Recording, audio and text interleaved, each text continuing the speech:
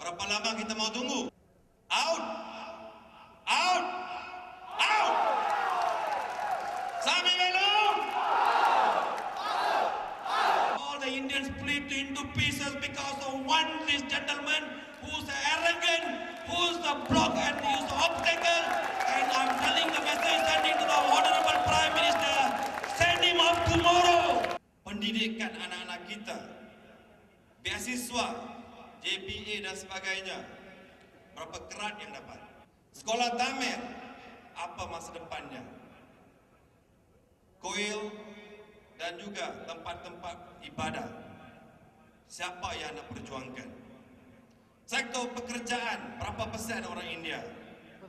Pelibatan dalam jentera kerajaan kita berapa persen? Kepentingan politik kita di mana hala tujunya? Betapa relevannya kita di masa depan? Satu percaturan hala tuju negara perlu dicapai hari ini, bukan esok, bukan September 2011. Kalau nasib orang India di negara ini perlu diubah, bukan esok, bukan bulan depan, bukan tahun depan, bukan sampai Sami Velu berhenti. Ini mesti lakukan hari ini, di sini, sekarang juga. Pemimpin yang sedia adakah, yang bakal adakah, yang kerajaan barukah, pembangkang, saya tak tahu. Tapi satu saja saya amat tahu, bukan Sami Velu. No way this man going to lead this community to the future. Agree or not? Bukan anti siapa-siapa pun. Seorang saja anti. Siapa? Tengok belakang kita. Berapa puluh ribu dah sampai. Ini satu mesej yang jelas kepada kepimpinan Perdana Menteri. This old man must step down today.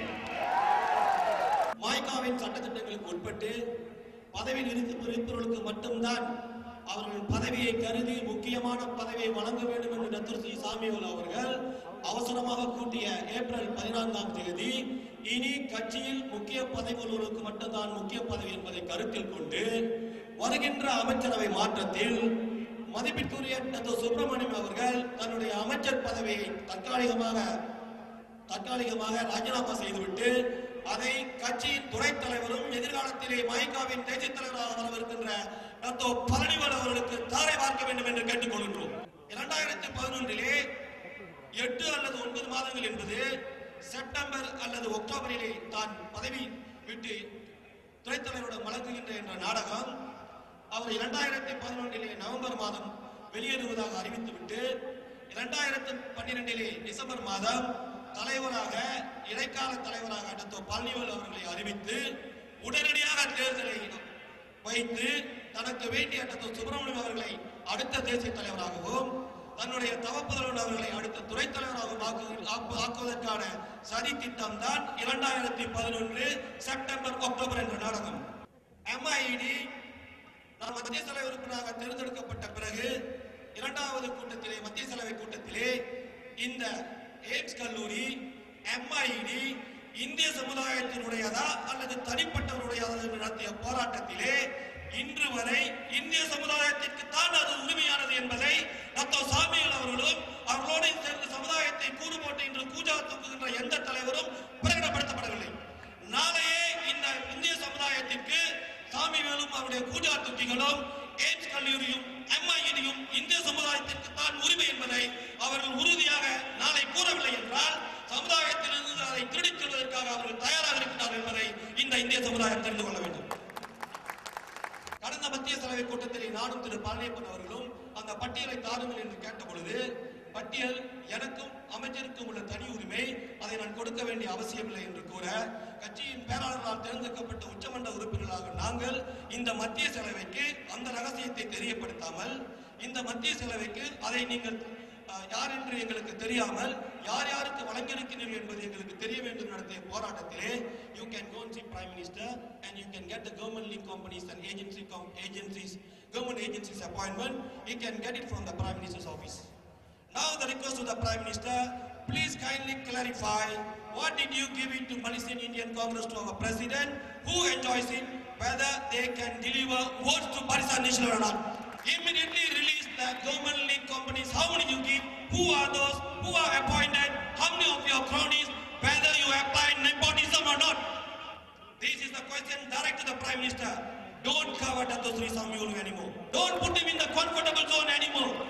Today this Indian community, not only because of Dato Sri Samyolu, the government itself protected him for the last 30 years.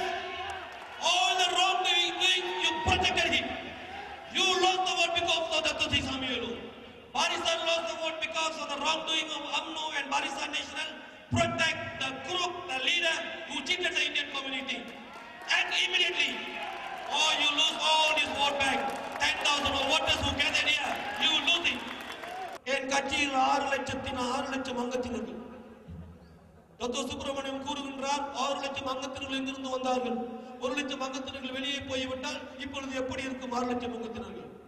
Mister Jaspal Singh, Dato Jaspal, tell your president, your record which you released 2 months ago, there is only 410,000 members. You are lying. Where is the other 200,000 members?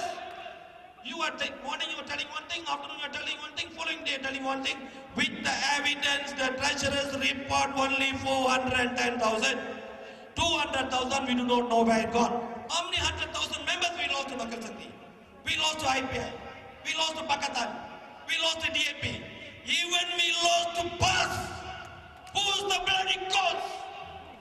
You were the sin created to divide this community into pieces. Indian community are in 14 to 15 parties. You split us into pieces. You are the cause of Indian downfall. You are the cause of India's economic downfall. You are the cause of the block of the increase, the 3% equity of the downfall. Still you are sitting there and comfortably telling you are the hero of this country, we are the zero, and Mugilan is Sinnapayan, Kumaraman is Sinnapayan. We are no more Sinnapayans. There are too many Sinnapayans on the way. This Sinnapayan is the cause of your downfall. I am telling you, you take the challenge. Tomorrow we release the document. This document I release the press. Dato Sri Samyolu, you are the liar in this century. You are a great liar. You cheat your date of birth. You are lying that you are not the cause of asking Dato Tamandar to go away. And you are telling 600,000 members, I have a record to show that there's only 400,000 members. Hundreds and thousands of members. Tantri Pandithan, Dato V. Gondraj, Dato Nalla, Makal Sakti, Tuan, Makal Sakti 2, IPF 1, IPF 2, PPP, Grakan, DAP, Kadilan. All the Indians split into pieces because of one this gentleman who's arrogant, who's the block and who's the obstacle. And I'm telling the message sending to the Honorable Prime Minister, send him up tomorrow.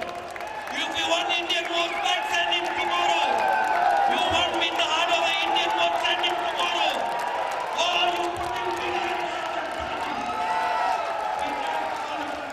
மாயிக்கா கட்டடத்தில் நடப்பது எல்லாம் அநியாயம். ஒவ்வொன்றும் அநியாயம். அது உண்மை, நான் பொய் சொல்லவில்லை. மாயிக்கா கட்டடத்தில் நடப்பது பாதிக்கு பாதி அநியாயம். காரணம் என்னவென்றால் எல்லாம் நாடகம், ஏமாற்று, பொய், பித்தலாட்டம். இந்த இந்திய சமுதாயத்திற்காக, இந்த ஏழை மக்களுக்காக நாம் குரல் கொடுத்தால் கட்சியை விட்டு நீக்குவோம். இன்னும் எத்தனை பேரை நீ கட்சியை விட்டு நீக்க போகிறாய்? இன்னும் எத்தனை பேருடைய வாழ்க்கையை கஷ்டப்படுத்த போகிறாய்? எத்தனை ஏழைகளை துன்ப பாதையில் தள்ள போகிறாய்? சாமிவேலு, உன்னை பார்த்து கேட்கிறேன், உனக்கு மனதில்லையா? இந்த சமுதாயத்தின் மேல் உனக்கு அக்கறை இல்லையா? நீ சம்பாதித்தது போதாதா? நான் கேட்கிறேன் சாமிவேலு, நீ உண்மையான ஆட்சியமாக இருந்தால் இந்த சமுதாயத்தை 30 ஆண்டு காலம் நீ வழி நடத்தியது உண்மையாக